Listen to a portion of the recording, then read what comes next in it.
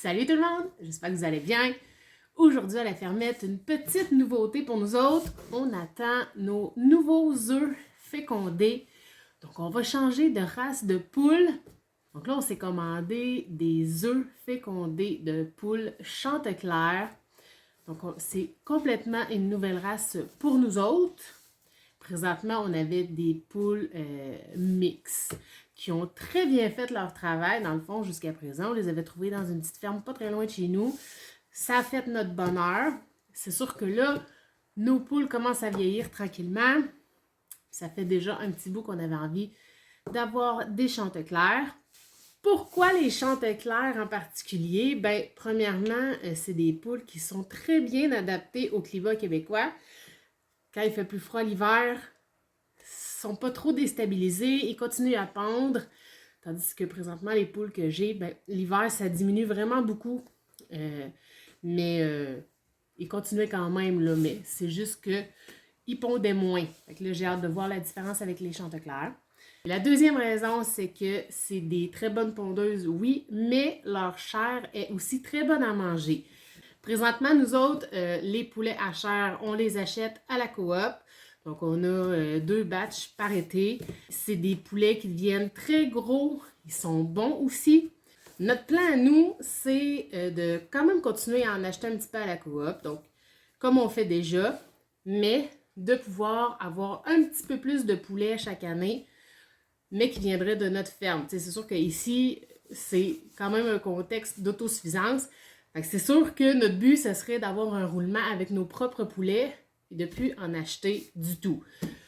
Là, après ça, ben, ça va être le test à savoir si les poulets deviennent aussi gros et aussi bons.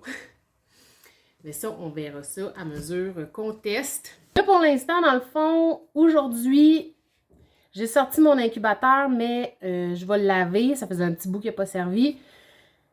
Puis, je vais le brancher pour voir si tout est correct. Je vais laisser la température monter. Puis, j'attends mes œufs aujourd'hui. Fait que quand ils vont arriver, ben, je vais pouvoir déjà les partir dans l'incubateur. Ça va être parti pour 3 semaines. Fait qu'on commence ça.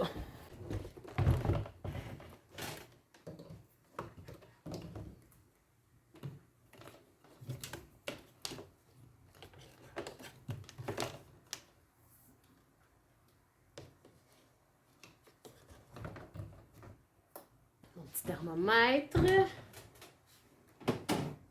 J'ai reçu mes œufs. J'en ai une douzaine. Ils sont vraiment très beaux. Donc, on va les installer dans l'incubateur. La seule affaire que j'ai faite, c'est que j'ai mis un petit X sur un des côtés. Là, on ne voit pas très bien parce qu'ils sont pâles. Ce petit X-là, dans le fond, il me sert juste à savoir lesquels je vais avoir tourné parce que chaque matin, chaque soir, je vais les retourner. Fait qu'on va installer ça là-dedans.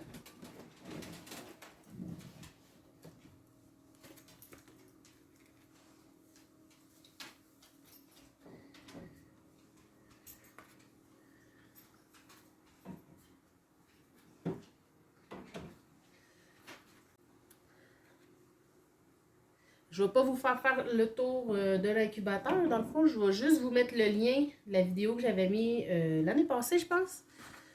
Elle est quand même assez bien détaillée sur comment on a fait l'incubateur. C'est un incubateur maison. Et voilà. Donc voilà, c'est prêt à partir. On ferme ça. Et c'est parti. Là, ici, je vais descendre ma sonde.